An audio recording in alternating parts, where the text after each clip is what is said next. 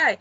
Okay, I am here with Mr. Randall today, and as you guys know me, I am Raven with Pushing Past Prison Community. I'm sorry for the beginning mixed up because it literally looked like it wasn't recording. So now that we're good and ready to go, I would like for you guys to let this wonderful man introduce himself. So we're gonna start off with that, and there you go, sir.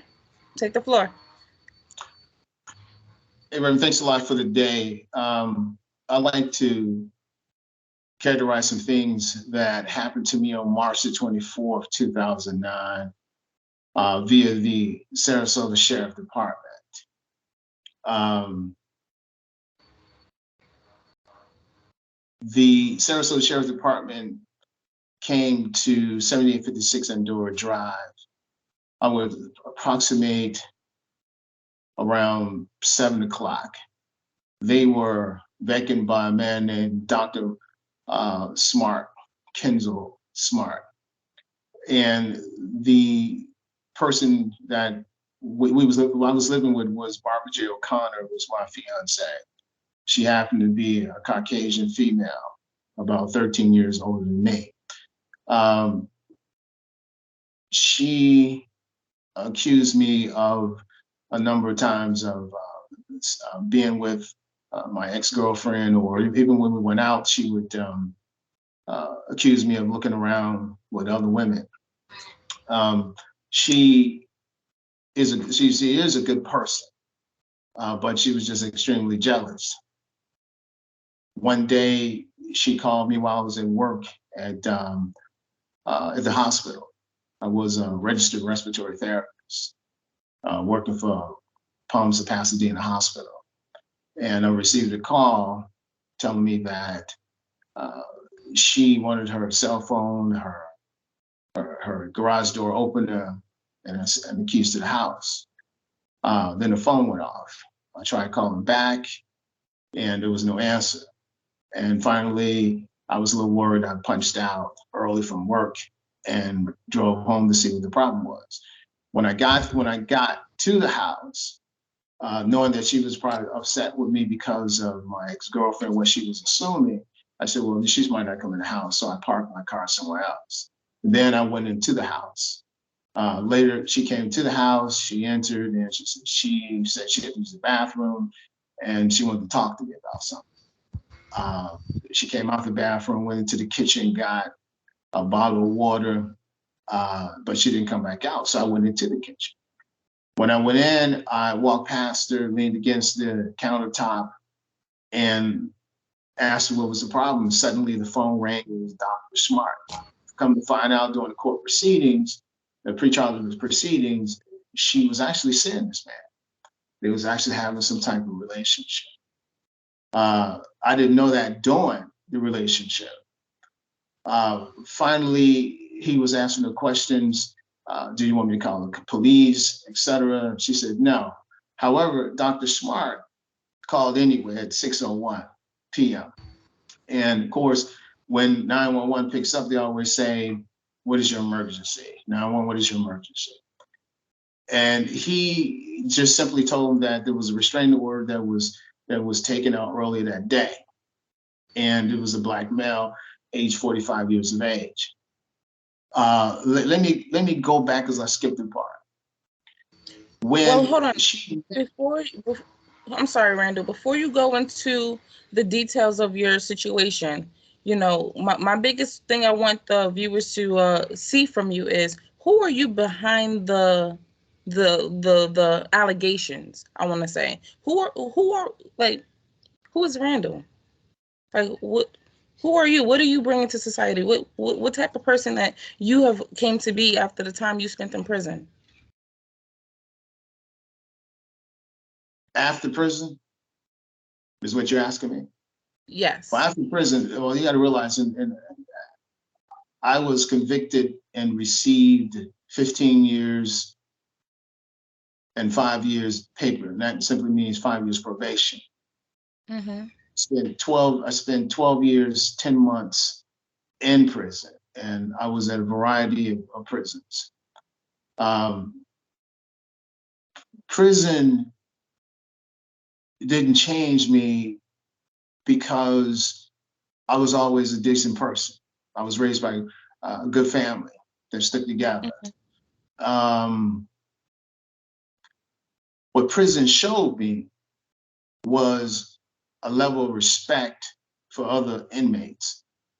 If you didn't have this level of respect in prison, with the mentality in prison, it's not like the mentality in the streets. People have suffered from some mental illnesses. People are just violent. There's people in prisons that should never get out. I'm not God, but I'm not God, but you would have to be there to see it. People always assume that because you're in prison, there's a lot of homosexual activity. People are being raped. That's not true. That's television. They have laws and cameras in prison that can view and see these things. Now, I have heard of a person that was getting high for Tucci and was in a cell with another person. When they was in the same cell, they were roommates. And the person got high and the person killed the person, raped them, set them up. And so when the officers went around to count, they looked like they was still alive. So when the man went outside, the inmate went outside, he told the officer, I killed my roommate. But the officer thought that he was playing around. And they come to find out, he actually did kill him and rape him. You have inmates in prison that are good, and these inmates are few, and they're trying to get out.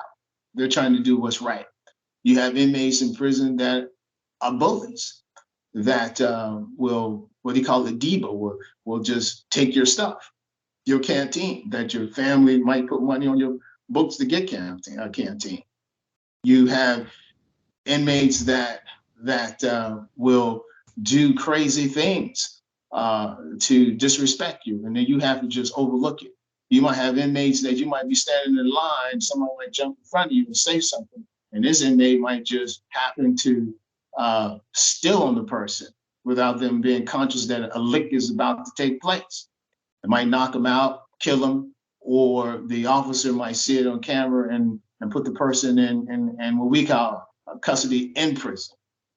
I've seen inmates smoking Tucci. What that simply means is that they'll take paper towels, coat it with, put the coffee and water, dilute it, and spread it on the paper towel, let it dry, and then sprinkle this little Tucci on it and smoke it. And all of a sudden they lose all consciousness. They don't know who they are and what they did. Some of them lay back in bed, throwing up backwards on themselves.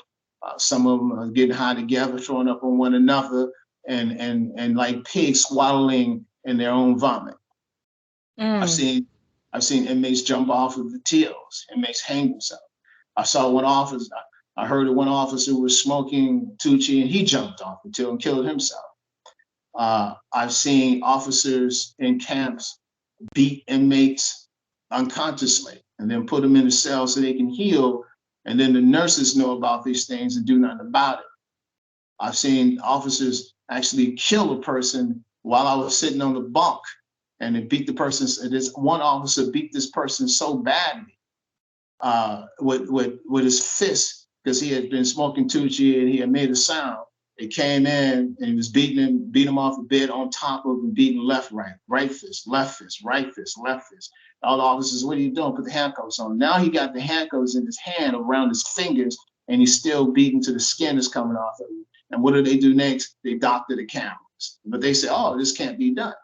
So they look out for one another, just like police officers, not all on the street, look out for one another when they are beating people, wrongfully pushing their head into the car, or writing false reports, and then come to court and then lie. Yeah, because they know they're backed behind an army of people that's going to protect them. You know, who polices the police? That's right. So there's nobody to police the police in prison. They do what they want to do. They all stick together. Some people might review this what I'm saying and say, oh, he's just upset. He's just mad because he got convicted or was in prison. When your loved ones go to prison, or your son, your daughter, your niece, nephew, whoever your relative is, or a friend, Now all of a sudden now you say, oh, this guy, Mr. Wright, was telling the truth. It happens. No one talks about it. No one talks about it. Inmates die every day, either smoking Tucci, stabbing one another with shanks because of someone disrespected them, or getting cut in the face with razor blades. A lot of that takes place in prison. But if you come to prison and you do what is expected for you to do, mind your business, try to better yourself. You don't have a high school diploma, get your GED, because you need to have it. If you can try to get your college degree while you're in there, try to get that. These prisons in Florida has hardly no programs. They've been totally eliminated. I was at one camp at Gulf Correction, CI. People are walking around with no clothes on. The clothes that they have is so thin. Imagine when it's 20 degrees outside. There's hardly no heat in the dorms, and definitely no air conditioning in these old dorms. And if you get sick or hurt while you're in prison, and you go to the nursing department, they really don't care. You will die up in there. They do not care about you, you see. And they'll tell you, take a Tylenol. And they don't have doctors. They have nurses practitioners. Some of them don't even know they don't. So when I was in prison, I simply got into a faith base. I simply got a faith-based dorm, and then I went to faith-based prison. And at the same time, I tried working on my case. They move you around so much, it's very difficult for you to work in your case, because when this person is helping you work in your case and you're doing well, then they switch you to another person. Now this person is going to help you next time. They stuck. So I ended up in the last prison before I discharged was Hamilton. And Hamilton is probably one of the worst prisons I ever been to. The food is bad. They don't wash the dishes. They don't have a dishwasher with heat to wash the dishes to sterilize them. You got people that may have HIV or hepatitis in there washing dishes. They don't care, because most of the inmates steal all the ingredients and then sell them when they leave working in the kitchen. And God knows they don't wash their hands, and they're having sex with homosexuals in a room inside of the kitchen. You see, homosexuality is common in prison, but it's not something that someone says, I'm going to rape this person. You see, they agree on doing it. You see, so you get some men that says after 5 years in certain prisons that you are heterosexual, and then after 5 years being in prison, it's okay to be with a man. I'm like this: it's never okay to be with a man. To kiss a man, touch a man, in any kind of way, have sex with a man, any kind of way, God made Adam and Eve, not Adam and Steve. And that's how I look at it. But what another man does in there, that's his business, because I don't get in there, because that can get you hurt in prison. I mean, you might have some officers that might come to another inmate and say, hey, I want you to do something to this person right now. I've heard that, I've never seen it. You know, so I'm not going to just allow correction officers in there. But but when a person is doing something, trying to live their life right in prison, you'll find correction officers will just, some of them will just hate a person that's trying to live right. But the person that has a bad voice in terms of cursing and saying what they want to say to the officer, they give them more respect than they give a person that's trying to be right. It's like they always want chaos. You know, whenever want anything to be chaos and calamity. Chaos and calamity is that's kind of what they want in order to jam you up. I feel. I could be wrong, but that's what I feel. Yeah, that's all they want. That's all they want in prison. It's not like you can make it what you want to make it in prison.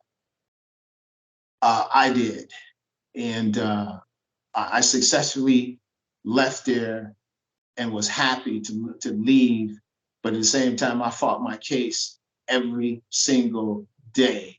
That's all I did to prove how I was wrongfully convicted by these officers that falsified documents, falsified photos, and then you make it so bad. you think that the system is, before you even get into trouble, that the system is a little broken. But you find out that the system is way beyond that broken, because when it has anything to do with officers or police officers, peace officers, you're in for a problem, because you're Yeah. going to find out that all these circuit judges are crooked. You're going to find out that the district court judges are crooked. You see, and then they tell you, oh, we're not going to grade you the same as a lawyer when you're trying to represent yourself. These guys went to school for 4 years in law school, and then they do apprenticeship and learn how to do law. And then you expect us as inmates to be able to figure it out and never seen a page of law.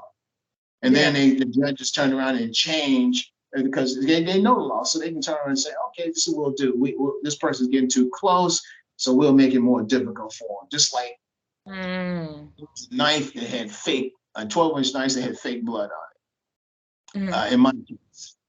And I knew it had fake party blood on it, to make it look more gruesome than it was for the jurors. Now, keep in mind, the jurors never saw the knife, you see. I saw the knife when the second day of trial, when I realized something was actually wrong. And then when I went to prison, I tried to get the DNA, and the judge at the time was Judge Charles E. Roberts, very crooked. He used to be a prosecutor. Everybody that has him says he's crooked, and he is. You sit in his courtroom and you telling him that these photos, and he see for himself.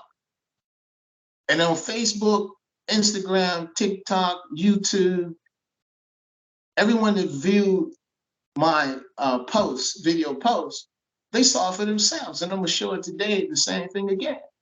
How can the judge not see this? And how could your attorney not see this?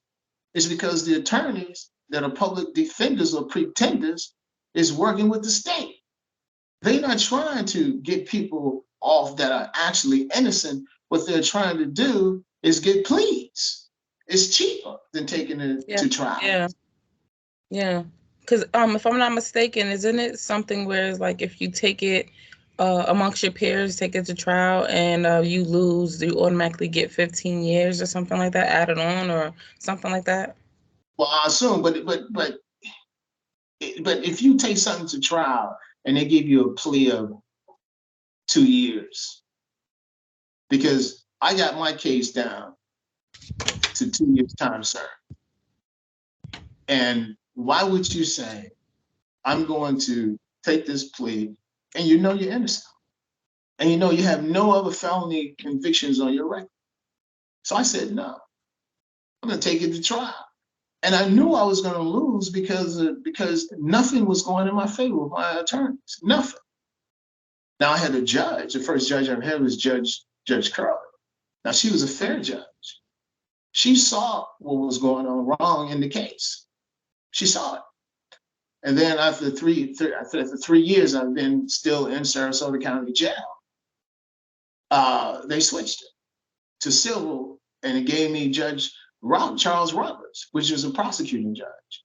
He hadn't read the case. He didn't know a lot about the case, and he was totally wrong for being the judge on the case. He should have never been on that case. Never been on the case. He allowed the prosecutor to do exactly whatever she wanted to do in that courtroom. It was all set up. The Barbara J. O'Connor, victim, she was given privilege in that courtroom. She had already been,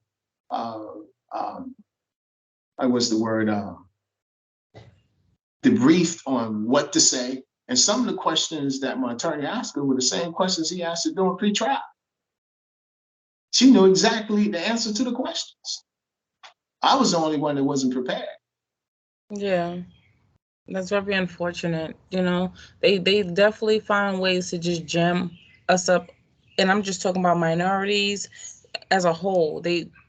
There's no way there's people in this country that doesn't have a felony, never did a crime, but also can be served 20 plus years in prison.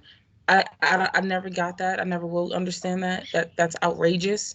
And but that's how America, that's how America. But, Look at it was a Hispanic guy with the same charge as a white guy. They were close to the same age.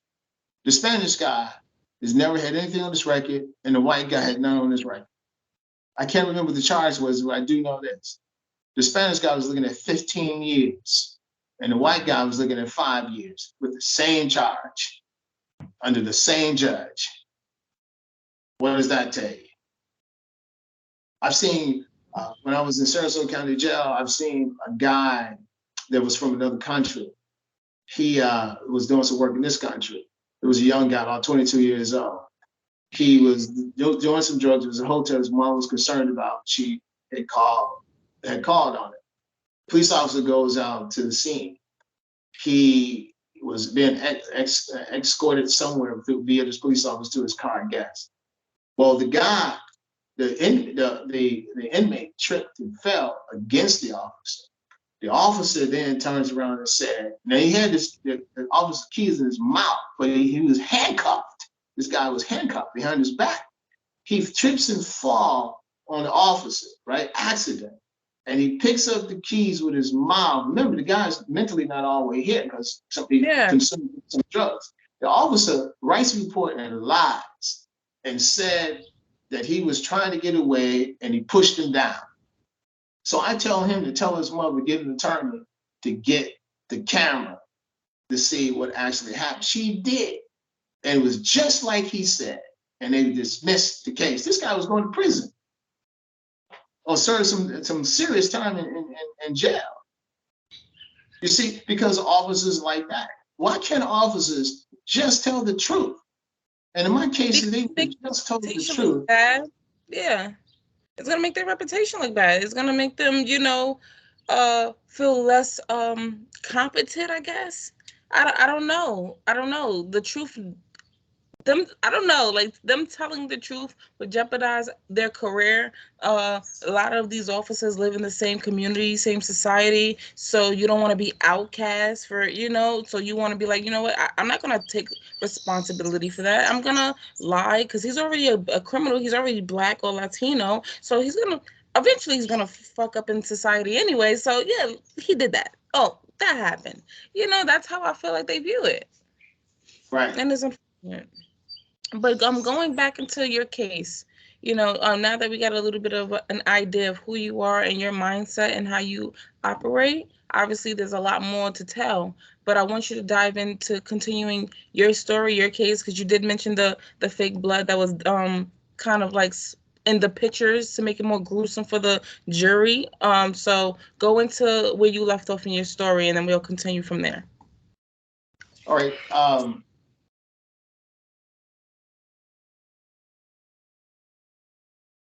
If you have to go back a bit, that's fine. Dr. Kieran Smart, I left off.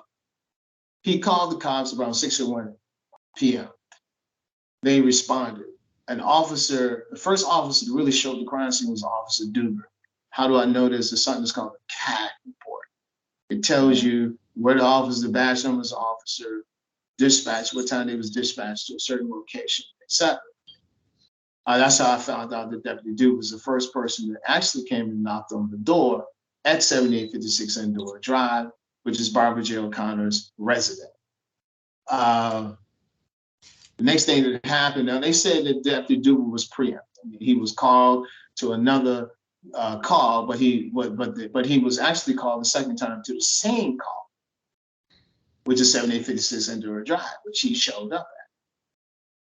How do I get this information? I get this information from records. The next thing that happened is there were knocks on the door. I heard knocks on the door. At the time, we were then in the bathroom. Now, before the bathroom scene, let's go back to the kitchen scene.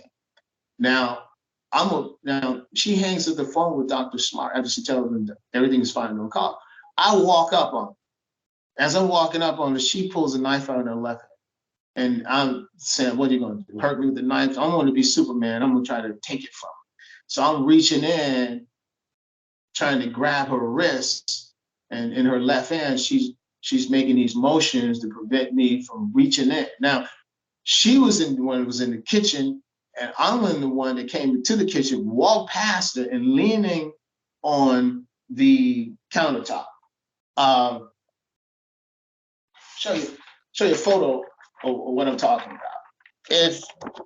If I'm leaning, if I walk into the kitchen and and and I'm leaning and I come in here to the kitchen and I walk all the way over here where you see the nutcrackers on the inner side of the kitchen. Let me get a little closer. And I'm standing here. So that means that she can leave the kitchen, and this what you see here with this nutcracker here, that's the den door. And right, if you move from the kitchen over here to this side, that's the bathroom. Okay. Now what happened is I walk up on her and I'm trying to take the knife from her, and she's going in up and down motion. I'm sorry, flip your camera, Randall. We still see the book. All right, to prevent me from taking the knife from this was an 8-inch steak knife. So when I reached in, she went down, and what happened next? She came up, and I said accidentally because it wasn't intentional. She accidentally cut me on the way up. Now it wasn't a serious cutting, which is you're cutting across tendons, which arteries and underneath the tendons. She was it was a paper cut. It didn't require anything when I went to the hospital with 3 layers of dermal balm. So what happened next? We go into the bathroom. Now she has a knife. She goes to the bathroom. I follow in the bathroom. I look at it and I'm saying, "Oh, don't worry about it. It's just a paper cut." So I sit. Now the curtains to the bathroom are actually pulled. So I push the curtain back and I sit down. She's on the toilet still. We're talking, and we're trying to work these things out. Now there's knocks at the door, but there's no one saying Sarasota Sheriff Department. So we think it is Dr. Smart who called earlier. Now it's getting dark outside. Okay, it's getting outside. So think about it. If I'm cut at around 6 o'clock, right? All right, now it's getting dark outside. So time is passing. So you know that there's blood somewhere. It's starting to oxidize. It's starting to change colors, like a brown to a dark color as time keeps moving. So eventually I tell her, I said, well, this is going to see who's knocking on the door. But she wanted to talk about it. So we talked. So now there's knocks on the other doors. So eventually it's dark outside. So almost 2 hours pass. So we're leaving the kitchen. And as we're walking, we can hear the sound of the refrigerator go off. Now, I'm going to turn the camera back around and give you an idea. You can see in this picture the refrigerator right there. Yeah, I can see it. Okay. Now, as we're walking out of the bathroom here, we stop here by the countertop. I'm going to flip the camera back. And we say, she said, that's never happened before, in terms of the sound of the humming of the refrigerator going off. But what really happened is the police called a code, which I think it was a 1066. And what they did, they cut the power off to the house. And then her sister, they was waiting on her to bring a key because there was a decal on the window. She got 10 minutes later, the sister arrived to get the key. They come into the house and we're walking, it's dark. And when they came in, they didn't say Sarasota Sheriff Department, they just came in. And they flashed a light in my eyes and told me to get on the ground. And I didn't know who was telling me to get on the ground. But when I was able to see, I saw Sergeant Sarin putting his side arm back into the holster. And I looked on the stairs and I saw Deputy Solomon holding a shotgun from the staircase. So I believe if she wasn't in the way, they would have killed me or murdered me that night. So they let her out. Sergeant Solomon comes over and he says, "How did you get this cut on your arm?" I said, "She did, the one you let out the door." So eventually they got me up, took me outside to the hands of Deputy Goloff, Robert Goloff. He takes me to the squad car. I get in and I see her cross the street with her family. And I'm not saying anything to him, so I sat there for a while. And then they take me around the back. Now the ambulance came while I was around the back, but they didn't come to see me. They came to see her, not me. But she doesn't have any cuts or bruises or anything. There's no bruises, not one hair is out of place, not one bruise. But they're gonna charge me for domestic battery. Okay. Nor did she tell me there was a restraining order she got earlier that day. Now, the thing about the restraining order, Someone's supposed to serve you, right? I'm sorry? When you have a restraining order, isn't someone supposed to serve you with the paperwork to let you know? Well, yes, I was never served the paperwork. All right. Because besides, she never told me there was a restraining order when she called me on the phone. And when she saw me at the house, she never told me about a restraining order. She would have. I would have left. The house. This is how this restraining order came up. Dr. Smart, when they met at Marina Jack's that day, her lover, she told him some stuff. So how do you get a person out of your house? Restraining order. It costs money to get a person evicted. So they go to her boss, which is I want to say he's the chief of at the time he was assistant chief of the fire department in Sarasota. Now he's chief of the fire department on Longboat Key. His name is Desi. So they tell the story to Desi about what's going on between us. Said there was some violence and some stuff like that. They turned around and Desi called the second in charge of the sheriff department, Colonel Burns. Colonel Burns tells them to go and just get a restraining order from the clerk of court. Well, they do that. Then after they do that, they go back to Chief Desi's office and they call me at my job. And the phone goes there. I told you earlier, I left, went home. She went into the bathroom, used the bathroom, came out, got some water. And that's why in this photo, I'm gonna flip around again. That's why you see the water. Yep, I see it. I see the water bottle. And a red cell phone right there. You see that red cell phone? I can see it. It's something a little reddish right there. I see it. Right. So if I come a little closer, you can see the red cell phone right there. Mm-hmm. And there's some kind of hair bracelet right there on the other side. Goldish. I see something goldish.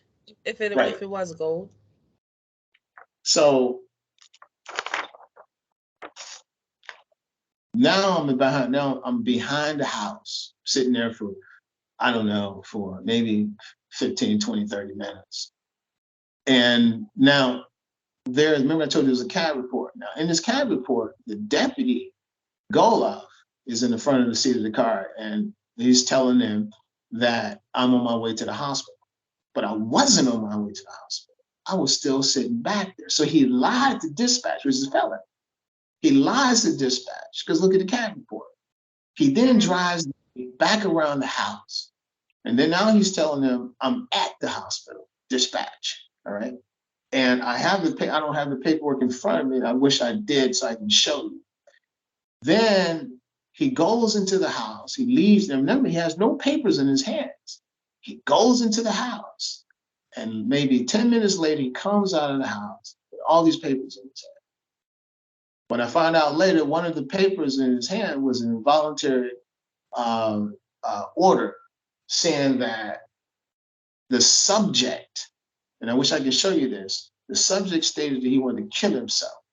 The subject stated that he wanted to stab his girlfriend in the chest 5 times, and one other statement. Okay, now when he did, and I really wish I had the depositions there, because that's what I really want to show you guys today. So when he, on his deposition, Charles Ziegfeld, the attorney, tells him to look at the voluntary statement that you said, Mr. Wright, that the subject wanted to kill himself, the subject wanted to stab his girlfriend in the chest 5 times, and etc. And he said, yeah, I see it. He said, so this is what Mr. Wright told you? He says, no, that's what the victim told me. But why didn't you say the victim and you said me? I'm gonna tell you why. I'm gonna tell you why he did that. They've been an officer for a while and they discussed it when I was in that house. Not just him, the Lieutenant Locke and the rest of them that was in that house, they all discussed it, what they was gonna do, because they realized when it came into the house, only person who was injured was me. So they had to come up with an idea to protect the workup of the Chief Desi. You see, so now there's partiality. Yeah. Okay. So now I'm in jail. I'm gonna skip the part with the doctor. I'm in jail now. So after 24 hours, you go to first appearance. Now I'm in first appearance, and I hear the judge. I can't think of his name.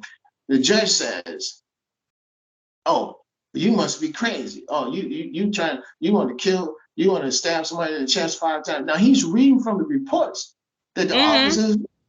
And you over here probably like, wait, what? I'm like, I'm trying to figure out what is going on here. I have no clue what's going on with me right now. And everything like is going at 100 miles an hour. And with these officers, they have done this many times with people. I can assume they're good at it, but they make mistakes when they do it. It's because no one challenges it. Okay. So I asked my dad, it's my dad that lives in Chicago. And I said, well, could you get copies of transcripts of first appearance? And he did for me in the disc. So I can have it as my record. Oh yeah, the judge's name was Judge DeFerio. That was the judge that was saying that that early morning. So now what they was trying to do is they was trying to make me look like I was crazy. I was a psych patient. See, that's what they do. When you fight the system, the first thing they try to do is that when they know that they're wrong, they try to make you look like you have psychological problems. That's what they do. So anybody out there that's listening, realize if you don't already know, and you know that you're innocent and you're wrongfully convicted, that's what they do. Yeah. That's stuff. And the judges know they're doing it. But there's no one to stop this flow, this process of shit. No one is there to take a stand because they don't want to be outlawed or outcast or whatever you want to call it against their peers. Simple as that. And you got that 100%. You hit it on the nail. That's exactly what it is. So when they're trying to protect one of them themselves, the police person, police protecting a person that works for the system, that's what they do. They protect one another as best as they can and falsify pictures and documents. You see, I asked for a polygraph test to prove that these photos, especially the one you just saw, and the ones that's on my social media, were bogus and fake. Now, a few days I've been in jail. My attorney, James Charles Ziegfeld, shows me a first set of photos, and I'm looking at them. I say, okay, and I can see the knife, the 8-inch steak knife that I took from her, and I set it between his and her face bowl when we was in the bathroom. And now all of a sudden, it's not on the face bowl; it's between 2 shower curtains. But the strange thing about it is that if you have blood on your hands, both hands, there should be blood on the doorknob, on the items that they claim that I took apart, phones. There should be blood on the handle. If it's gonna be as gruesome as they want to kind of depict it, it should And be something where it's splattered on the wall, like not saying that you shot anyone, but it's just like some type of like like things being moved, something being disarrayed a little bit more. The house of the picture that you're showing us of the house looked well kept. Like you couldn't tell something happened if you didn't that's, know. You know what I'm saying? and uh, then you ask yourself, why is it just this fake orange red party blood just in the kitchen? If a person was bleeding that much, They would have then went to the bathroom. an artery had to be severed. If a person Yeah, was bleeding definitely. that much, I have a paper cut. So that means it should be from the leading from the kitchen through the all the way to the It bathroom. should have been a travel splatter. You get what I'm saying? That's That blood should have lead to either the bathroom or the kitchen sink, because normal reaction of a human is we're gonna right, want to rinse it off to clean it and to wrap it. right. So that's the part that is not making sense. Or wrap going somewhere to kind of wrap it with a cloth or something if you just was gonna just wrap it and put pressure on it. There you Like go. There you go. Because I wish I had the doctor's statement because my attorney drilled him and mm, he was asking him, was it to a point that he could have started bleeding again? And the doctor was saying, no, all he did was put 3 layers of dermal bond on it to approximate the area. He said stitches are required when something is much deeper and you're trying to approximate the ends for stitches. He didn't require any of that because he wasn't mm-hmm, bleeding. That's what the doctor said. Now, remember now, this next photo I'm gonna show you is of 4 blood drops. Now you got to look at this. Now notice you're gonna notice there's no splatter marks because if you drop water on the ground or something colorful on white tile floor, it's going to have splatter marks. Just like an O.J. Simpson case when they were saying that there was no splatter marks. So I'm gonna tap here and show you this photo. Now, this photo was supposed to be taken on March the 24th, 2009, but we know these photos was not taken on March the 24th, 2009. You see, it this looks is like it's soaked. extremely, Yeah, yeah, it and looked like it's this, soaking in. It doesn't look like it was. I don't know. Like I don't see. It looked like it was placed there. right, it was placed there. You don't see nowhere where, ask any person that does forensic, you have to show fixtures where this was actually taken. They say this was taken in the bathroom on the tile floor. Where it doesn't say, it doesn't. You On the can't say towel. it was in the Okay, bathroom. that's the This could top. be So that's anywhere. like a rug. Is that And like a what rug is it's supposed to be on? right? This is white tile floor, but they say it was taken in the bathroom. But why is it bright red? Hasn't dried up, been sitting there for 2 hours. It hasn't changed any colors at It's supposed all. to be brown. It It's should supposed to be be brown, brown. right? Now, here's the thing that I was thinking about. Outside of the weird coloration of it still being bright red, um, if there was a splatter, like, because I want to be biased in this kind of this part, because if there was a splatter, if it's soaking in cloth, it will now cover the splatter parts. You get what I'm saying? Understand? Like if you know what I'm saying, because it's cloth, it's gonna spread past the drops of splatter. Like I'm so tempted to like pour a little bit of my water just so I could kind of be like, okay, like Right, God damn it, we doing it. God damn it, we doing it. Because I'm over here trying to, and I don't mind getting wet, but that sucker will definitely splatter. I don't know if it showed, but I'm seeing the little pricklies come up. So right. if it's a cloth, it's going to seek past that. But you were onto something. It should be brown. For 2 hours plus, it should be brown. It should be brown. It should oxidize and turn into a brown color. Um, Exactly. Exactly. Now, sorry, I'm gonna keep turning away. Um, Don't worry about it. Don't worry about it. well,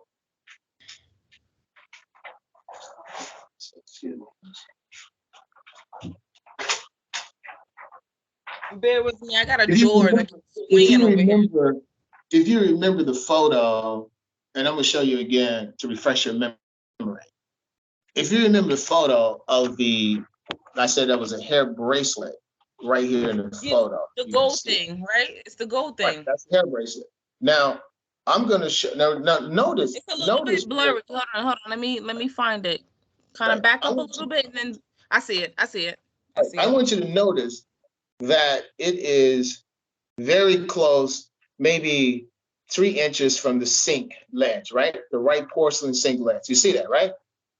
Okay. Okay. I think I can Okay. see it. I think I can see Okay, it. you see that, right? And you don't see any blood on the Oh yes, countertop. yes, yes. The sink. All right. Okay. You had it out of view. I do see the sink. I see the porcelain sink. I see the bracelet, and then it looks like was that a bag? A black bag?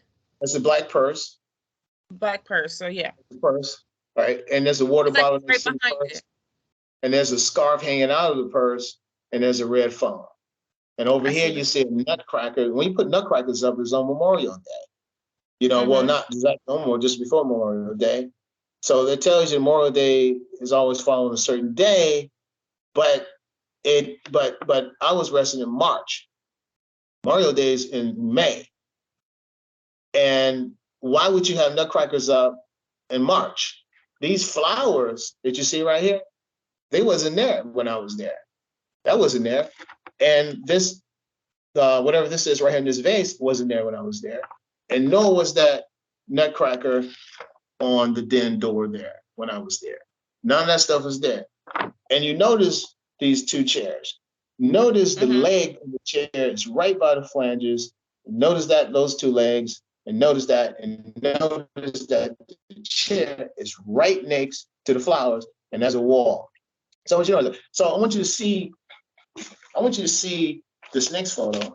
This is uh, now here you go, the bracelet that you couldn't see. Now you see it better now. Now notice the Mm-hmm. bracelet now. Let me zoom out. Now notice the bracelet now is all the way from the sink that's just to the right where the red phone is, and it's all the way over to the left now where the purse is. Okay. Back out because I want to see the picture as a full. Okay, let Okay. me try Hold to on. see can I do that. Okay. Okay. I'm looking. I'm looking. Okay. And go towards the sink again. The sink is this way. Okay. That's where That the doesn't. bracelet was. Uh, Now the bracelet that is doesn't. way from the sink and is all the way over here where the That purse doesn't make is. sense to me a little bit because Okay, now that's look at it if again. because There that's go what the I'm saying. bracelet by the sink. That's what I'm saying. Look. Look, It's been that moved. is right. Is it? First of all, It, let me right? clarify. Is that because I'm seeing something gold? Is that black bracelet didn't look gold on the close up, but I see something Oh, I like see what a you're sign. looking at a defect in the picture, that gold Okay, thing. That's just a defect. But the okay, because bracelet I'm saying is now by the porcelain part of the sink about 3 inches. Now they moved that bracelet over closer to that water bottle, but behind the purse. In this photo, now the that's a bracelet stretch. has been moved. You see So let me that's the explain dishwasher. this. See the dishwasher? Yeah, I see that. So See the hold on. bracelet? Let me butt in really quick. Let me butt in really quick because I see that they took the picture in the angle of facing the camera. So your picture, it looks like somebody took it facing, like if they were standing in that picture, they'd be facing us. So I feel the way the phone is, I mean, yeah, the bracelet to the phone, they wouldn't have normally fit in the same picture if you taken it from the same angle it was in the other picture. They wouldn't fit in the same frame. They were further apart to me, my perspective, and my honest opinion. It looked like the phone was closer to the edge of the counter, and then the bracelet was on the other side, like a couple of inches away from the sink. Now, however, if they would have taken the picture a little bit better, would a sink would have shown? Maybe, maybe not. But it just looked like from the distance it looked on the first picture, it looks a lot closer on this picture. Right. Um, Now remember the phone in this picture here is not disassembled, but the phone in Yeah. this picture is disassembled. Same phone. And now it's by the inner part in the kitchen under above the dishwasher. Yeah, And in but on this the other picture, it looks like it's on the edge. It's not above. right, in It this looks like picture it's is on the edge. it's It's on the side. right in this picture here, the phone is on the edge of the Yeah, countertop. Yeah, that doesn't make sense. That doesn't make sense. They tampered with the crime scene They or tampered with the crime scene. They alleged went crime back to scene, the crime whatever. scene. Right, they went back to the crime scene. Now, the officer said, Deputy Kenzel, he said that forensic never showed up. But in Detective Because Tuck, David Ray Tuck, David Ray Tuck said that, let me switch this around. David Ray Tuck said that he sent the crime scene Jessica Cherokee out, and he was talking to her while he was there and told her to process the scene. But Deputy Kenzel, the Deputy Kunzel said she never was there. That's what he said. She never was there. And he took photos of everything before they were touched or moved, because Deputy that's a Kenzel lie. is the person who did That, this. look, by all means, I'm not acting like I do this for a living, because I definitely don't. But common sense does play a part in forensics. I don't know the magnitude where a forensic professional need to come out. I don't know if they just come out during like massive like horrific crimes where it's blood and DNA, semen, whatever the hell is going on. You're the situation from what you explained that you just had a little paper cut pretty much. I don't know if they come out for stuff like that, especially if no one was murdered or killed or anything like that. However, it just looks a little fishy. But what I want to talk about is that blood stain that is on the second picture. That looks real. That does look real. Yeah, on this picture right here, let me turn it back, camera back. On this picture right here, you have on the just below, above the dishwasher. Dishwasher. Yeah, I'm gonna go as That close does as look I real. can. That's what they put there. But it looks like somebody was bleeding and they leaned on like the countertop. That but then Right. Now recall, I was uh when this happened, we were not we were nowhere near. We was actually away from the counter. We was actually away from the countertop, and we was right in mostly in this area right here when she was on the phone, the white cordless phone, mhm. and uh and well, I mean, she wasn't on the phone. She was on her cell phone, but she hung up from talking to Dr. Smart. Uh, but when she had the knife in her left hand, as I was walking her to it, that's when she inadvertently injured me. But I never leaned on anything. He said, well, you're just bleeding. So we go into the bathroom, which is in this area right here. Mhm. And, but you got, but I want to show you, because you said that looks real to you, but I want to show you this. Yeah, show me some. Show me some. Um,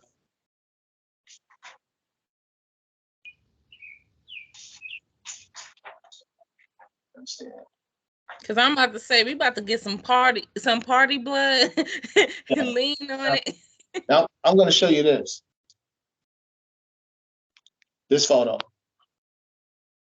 here. Yeah, that doesn't that doesn't look right. That doesn't look right. I don't think that looks right. It does look orangey. Right. That does, Now, it does look orangey. remember in the first photo of the kitchen with the water bottle and the phone put together, you you didn't see any of this on the kitchen sink. In this photo here, you didn't see anything. I'm Hell no, sorry. you don't. Hell no, you don't. Now That I here, would have seen a glimmer of you red. I would do. have seen that. Hold on. Now, Go to the let me see the side a little bit. Let me see the how they, other side. the other one? No, Go no, no, back no, to, no. I want to see that same picture you're looking at. I want to see where the phone was at. Like slide over. Let me see. Hold on, brother. Give me 1 second. Give me 1 second, cause okay, I see it. right. What's that next to it? What's that next to Battery, it? that's the battery, that's the cover of the phone. We'll show you in a minute to the other side. That's the battery of the gray phone. Now, ask yourself a question. How did they make these marks? This is what they did, the police. It looks They like a took a lot of, trail. Like they they took, ah. no, this is how they did it. They took their left hand, right? I'm gonna try to do it from a distance. And they folded their hand like this. And they did this. And that's how they made that. You see it? I see it. They put a That makes glove sense. hand on, and they made their hands like this, and they touched the sink like this with their left hand. Those are the finger marks is going across to the right, and the underneath their palm is going down. That's how they did I it. have a question. I have a question. You know, me not being a part of like this type of lifestyle, I have a question. Okay, Right? with a gloved hand, wouldn't that mark be smoother or no? I'm not saying they couldn't have taken the glove off and did the same movement you're talking about, but with a glove hand is more smooth. It wouldn't have left that pattern, like that roughness of a pattern, right? It would have been a water And like a that's straight why, line. right? This is the question, and that's why they did, when they did this with a glove hand. Then some reason you can see that there's a pattern right along here on both. Hold on. You focus your camera a little bit because I'm on the edge of your picture. All right, there you go. Do it again. You see that little pattern. Let me take a pen. Yeah. This pattern. It looks like something kind of just is spreading on the ends like that. Right here. Yeah. And here. So what they did, they made their hand in this cup-like position, and they made and to me, because I tried to figure out, well, how did they do that? And but like you said, you don't see any of that in this photo. Nothing. I would have seen something. I would have seen something. Do you now this photo? Let me show this photo. Now, remember when you saw the battery, the gray battery? All right, there you go. Yes. That's the gray battery. And let me pull it out so you can see. And now you get the gray phone. Remember, I was supposed to have blood on my hands. And now you get the gray phone. Nope, no blood is on the objects. It's around the objects. And what do you see right here? You see a ring. But you don't see the ring. I'm sorry, but you don't see the ring anywhere in this photo. All right, here's another one. It might be, and I'm not saying you're wrong. I'm just saying that's a little object. I'm able to see the big stuff. But I would have probably see a shadow of something. Wouldn't be able to tell what it is. I don't see anything right there. So I'm not saying you're wrong. I just want to bring the option of maybe it's so small that we can't see the picture. That's all right. What I'm trying to do. But you do have another picture that they were showing you the two objects. I feel like it would have shown there. My opinion. It would have probably shown on that other second picture. I'm gonna try to balance this so you can get an idea. Okay. If you're looking at the dishwasher and you're looking at the now you see the sink. You see the sink. See the sink. And I'm sorry, Randy. The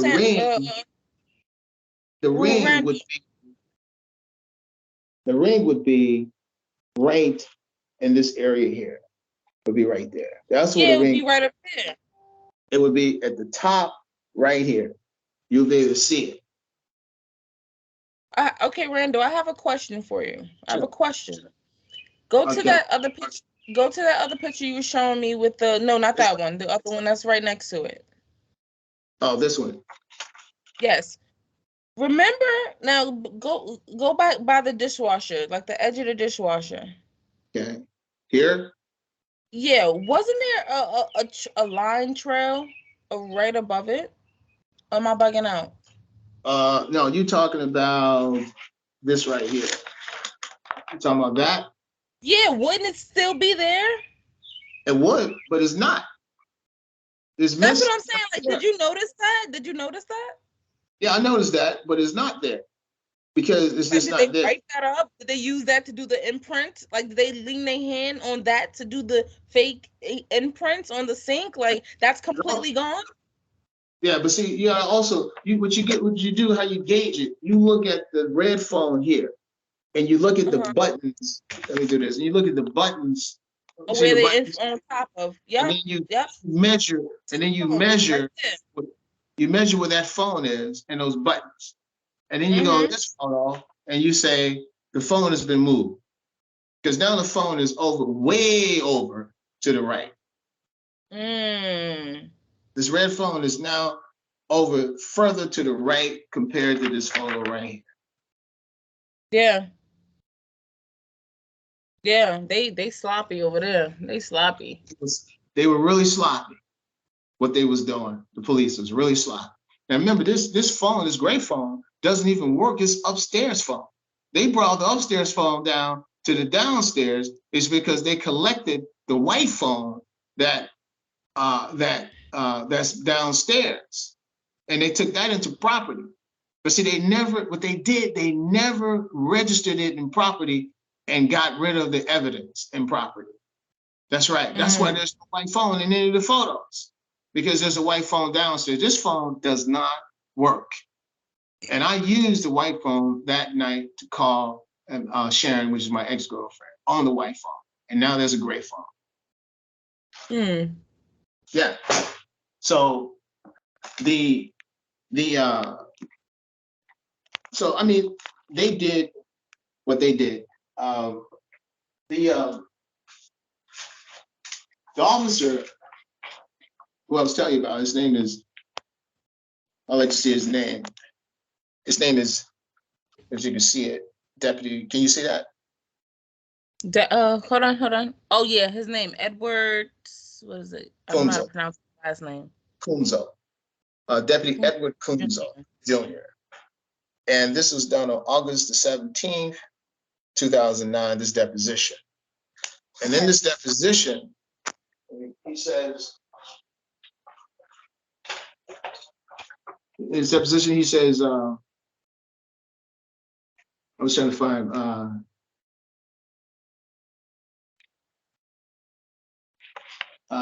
wait a minute, make sure I got the right one. Yeah, but I can't find it.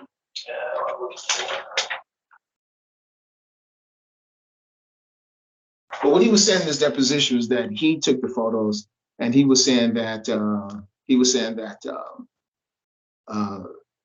he collected in everything before it was touched or moved. And obviously, you see that there was things here that have been touched and moved.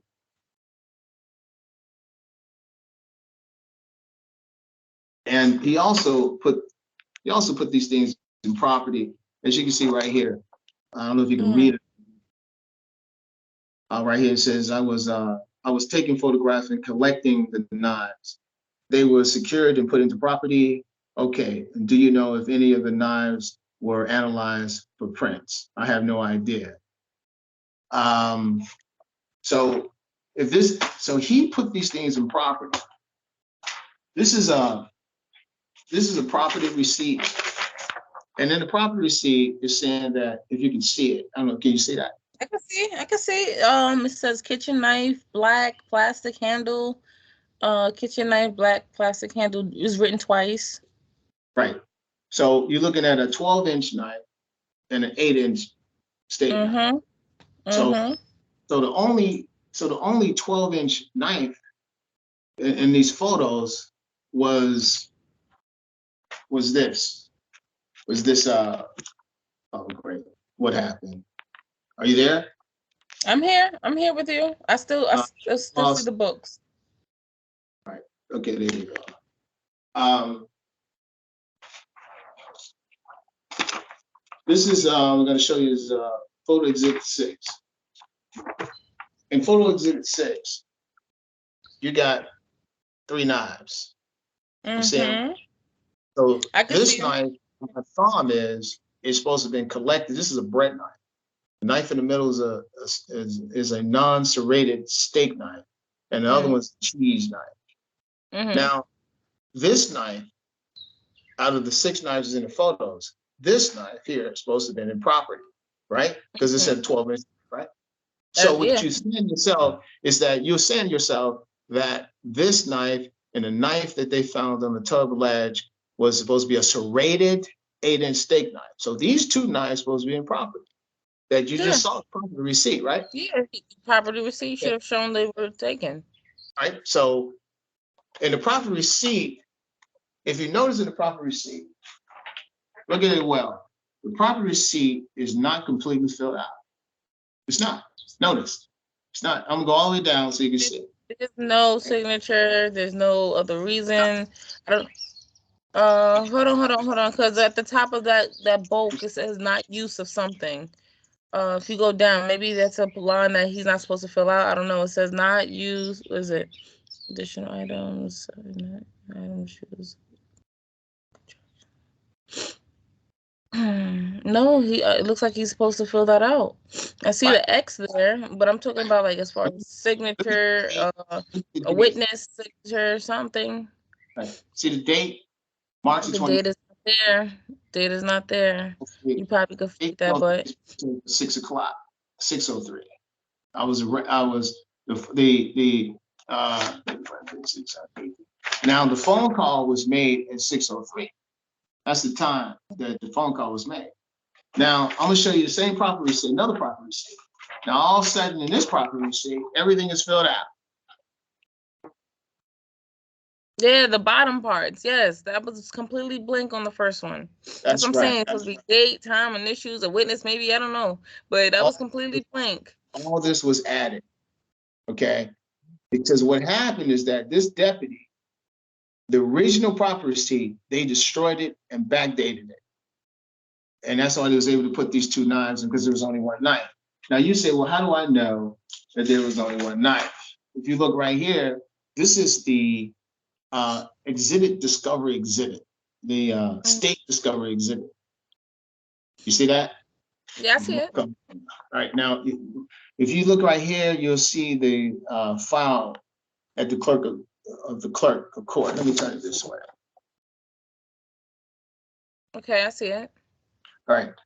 Now, Can't be rushing. it's supposed to be, how many knives is supposed to be on the property? It's supposed to be 2 in property. I'm looking at 3. Okay, now, this is the second page of what I just showed you. And if you see right here, if you read it, if you can see it, on line 6. Tangible papers or objects obtained from or belonging to defendant. And all those numbers. And you see 1 knife, 1 knife. Yeah, that knife is with the V. Not 3 knives, not 4 knives, 1 knife. So you got 6 knives in the photos. You got 2 knives in property, and the state discovery says 1 knife. Now the thing about this photo, I want you to see. Remember the rug and the other in the first photo I showed you. Let's go back again so you can see. Remember this photo right here, right? Remember the chair. Jason, you got a wall right here, a flower pot with flowers, and the chair right next to it, right? You see that?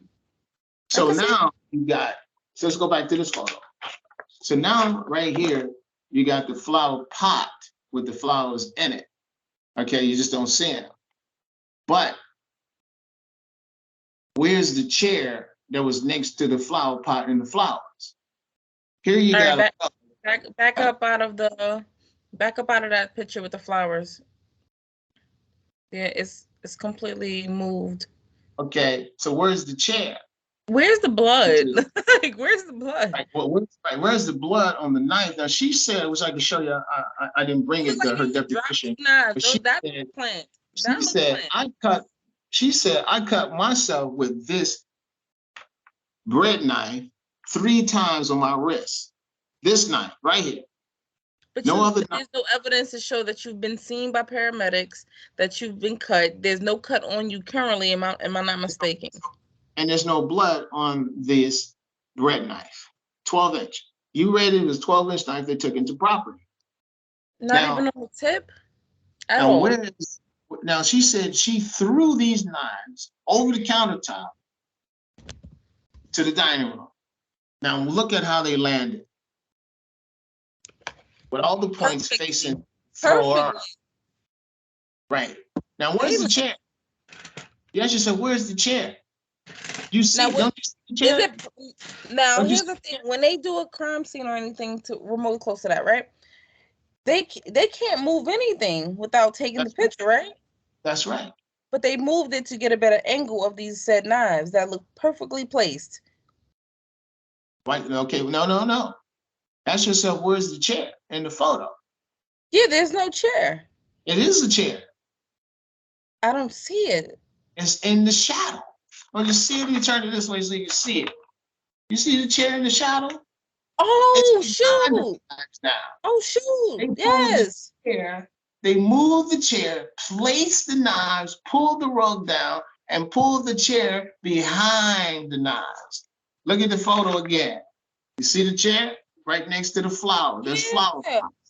They pulled the first chair over. This chair right here, I'm trying to get it to stay. This chair here, right here, they moved this chair over. All right. Then they took this chair here. They moved it behind the knives. They pulled the table over, and you see that chair, that wooden chair about next to the dining room table.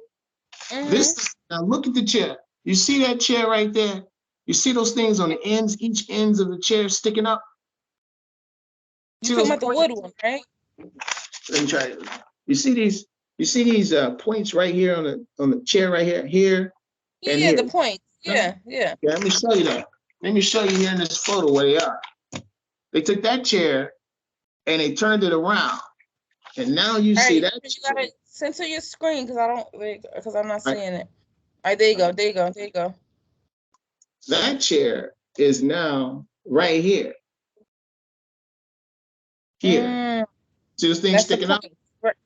They Yeah, I turned see two of them sticking up. pulled I it see from two things the sticking up. table and they turned it around and they pulled the rug down. This rug now has been pulled down away from the flower pots. And so they can place the knives in that position, all facing the thrower. And they moved the chair is now behind it. Now, keep this in mind now. I was arrested and I was taken out of the house into custody around 8. It was dark outside. This is sunlight. This is sunlight. Yeah, you can only get a shadow or some type of like some overcast like that when it's bright or when it's Right. bright in the room. The light that I'm looking at right now behind you is the same light that I'm looking at in this photo, white light. I'm arrested at nighttime, not at daylight. So that tells you also they went back to the crime scene weeks later, before Memorial Day, after March the 24th, the day I was arrested, the police. Now, you would be expecting to see these knives, one of these knives, or in the steak knife that's in a property, right? So that's what you would like to see. But guess what? When I told the judge that, hey, wait a minute, I like to see the knives, I never saw the knife. The prosecution already arrested. So my attorney turns around and said, okay, we'll let him see the knives. We'll let him see the knives. He gonna let him see the knives. And when the bailiff Bradburn brought the knives out, he was unwrapping them, and that's when I saw this party blood falling out of the bag, the clear plastic bag. And I knew it was fake party blood. Now keep in mind, the jurors never saw the knives in property. They never saw it. So now all of a sudden, I'm looking at the knife closely, and I can see the party blood and some of the real blood on the teeth of the knife. Now, teeth, serrations of an 8-inch steak knife. Now, I expect to see a 12-inch bread knife. And you know what I saw? There was no 12-inch bread knife. It was a butcher knife. My attorney called Richardson here, and he called nothing because the evidence that's in the photos didn't match the evidence that was improper. The It police seems like an easy win with all these discrepancies. Right. And with all these discrepancies, the jury should have been made aware of that, and they were not made aware at all. And so, right. So now the police, this is what they do next. I'm gonna turn the camera around again. This is what they do next. They go into the bathroom, the police, after March 24th. They step in the tub. And this is the inner side of the tub here. This is the outside of the tub. All right. And what they do They stand in the tub with gloves on, and they lean forward with their hands and they place a handprint on the tub like this. Now, if you go, But if that you handprint has to match yours. right So I now, don't understand why notice they. these prints. I'm getting very close to you. If you go home, or you're at home now, and you go to the party store and get some of the stuff and put some gloves on, pull them tight, and place your hands and rub them together until they get a little dry, and step in your tub, and you'll get the same horizontal marks. Now, notice on your hand, you have simian lines, right? On your hands, Yeah. right? Those simian Mm-hmm. lines, right? Do you see any simian lines on these photos? No. No, no. No. There's no And I'm simian looking lines. at my hand too. I'm just like, That's right. And if you put your hand on a red substance without a glove on, and you go in your house and you stand in the tub, you're going to have fingerprints. There are no prints here as well, and no no print. They needed if there was a print, it would not match yours. right. So if my wrist is here, then they clean this area off right here, and here it looks like lips, top and bottom lips. So how can, if I'm injured here on my left hand, my left wrist, and why is it that this thick lip stuff is way down here and this has been cleaned off? That doesn't make sense. Right. Now, I want you to notice I'm assuming this is a complete picture of the tub ledge from left to right, right? From left to right. That doesn't make sense. Do you see, Thick. do you see like drops of blood on the floor, tile floor? Do you see a knife? This is a complete ledge of the bathroom ledge of the tub. And right here in this photo here, this part here, the shadow, that's the stool shadow. Now, in this next photo,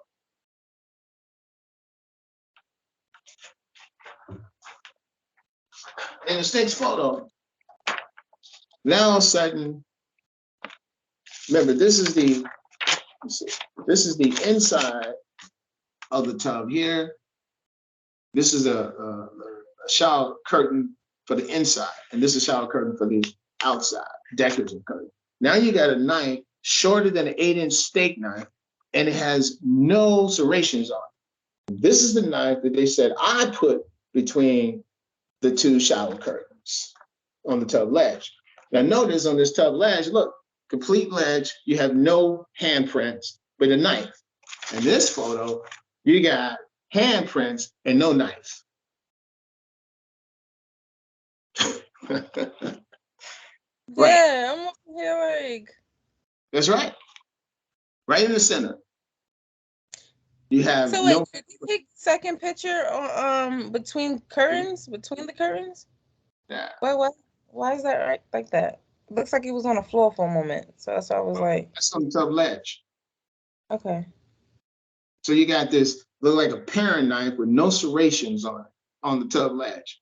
But they took a 8-inch steak knife into property. And they said that they took this knife, this paring knife that you're looking at right here on the tub ledge, and they said they took that knife into property, but the knife in property is an 8-inch serrated steak knife. This is not 8 inches. That's a paring. You see, wow. They went back. Go back to the knife because I'm seeing more curtain than I am knife. So. Oh, I'm sorry.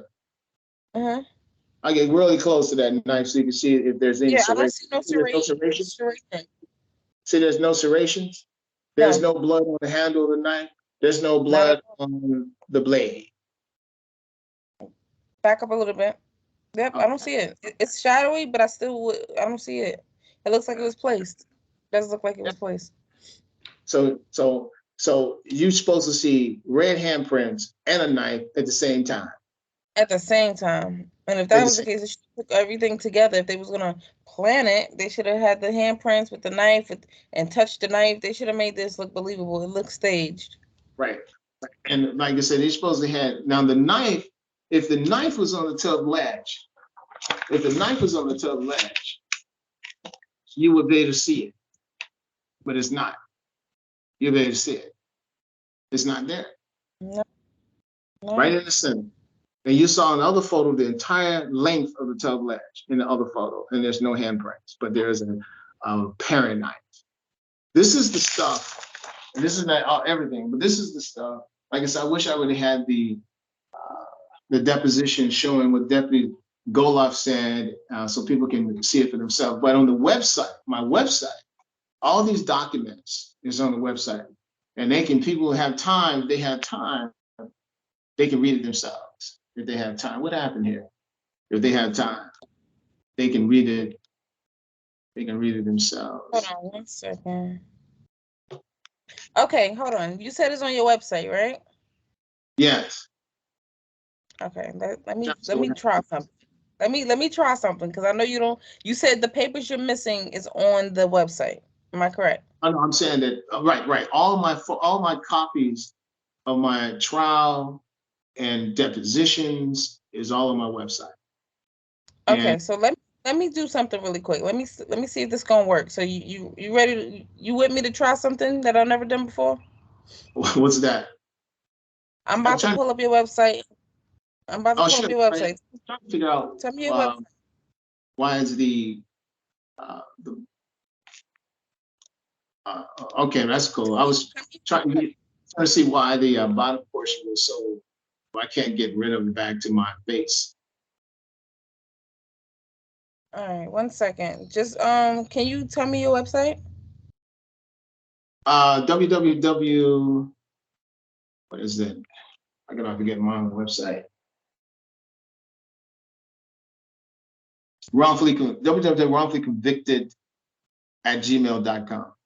I'm the wrongfully convicted cases. www.wrongfullyconvictedcases.com.